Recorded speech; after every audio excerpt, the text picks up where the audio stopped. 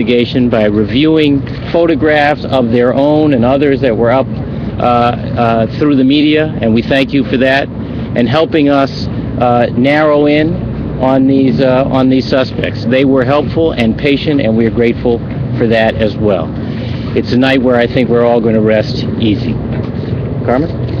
Excuse me. Good evening.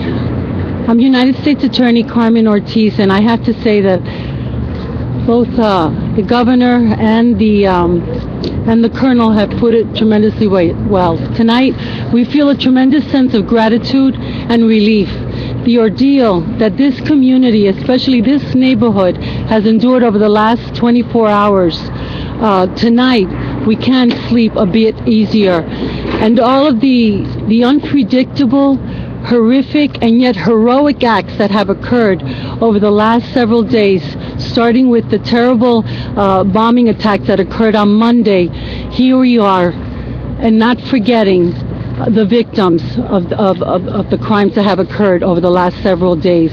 The victims of the bombings, the governor said, Martin, Lindsay, Crystal, 2 officers who have been hurt, 1 who lost his life, Sean Collier, and Richard Donahue, who is fighting for his life. Our thoughts and our prayers are with their families.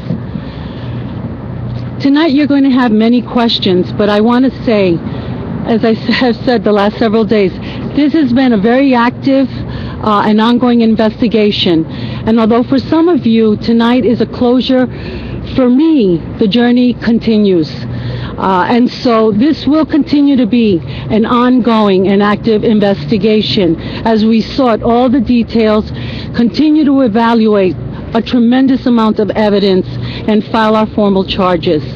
But I will say this, I have never been prouder to stand with a tremendous group of law enforcement here, from the colonel to the commissioner to my federal colleague, Rick Delorier with the FBI, all of the federal agencies, the state and local departments that have worked so hard since the attacks on Monday, so committed and putting their lives on the line as we fought the last 24 hours to try to get a suspect into custody. And so my journey and my office's journey begins, and this investigation will continue, so we will not be able to provide the details that you may want at this time, but as the days continue, you will get answers to those questions. Thank you. Mayor Menino? Thank you. I just want to say very briefly, thank you. Thank you to the law enforcement officials who work together. State police, Boston police, FBI, all working together. That's when government works the best. I want to thank also the citizens out there. For the last week, worked in unknown what's happening out there because of the bombing at the marathon. But today, because of the hard work of so many individuals, my Boston police working together with the state police, we have a conclusion that we're all satisfied with. But also, folks, remember the folks who lost their lives this past week. This shall go on. We're a better city than what happened this past week, and we'll get better. And to all of you folks out in the media, thank you for the support you gave us to this past week. It wasn't easy. Some days you said to us, why? Let me tell you, were they working hard? I want to say I spent a lot of time with the law enforcement officials. They worked so hard this week to come to a conclusion tonight.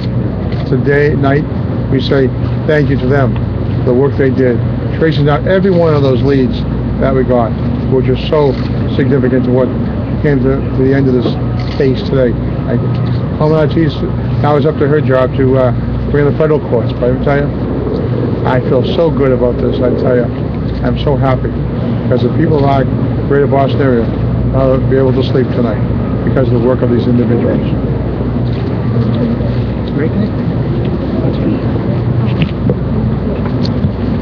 Good evening. My name is Rick Delorier. I'm the special agent in charge of the FBI's Boston Division. It seems like many months since Monday, April 15th, the day of the Boston Marathon bombings.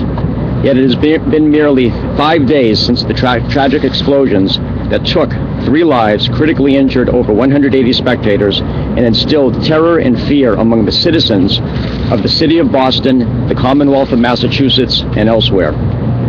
Today, the city of Boston, the city of Cambridge, and the city of Watertown, and many other communities can breathe a sigh of relief knowing that two perpetrators who caused so much pain and anguish are no longer a threat to our personal safety and to our communities.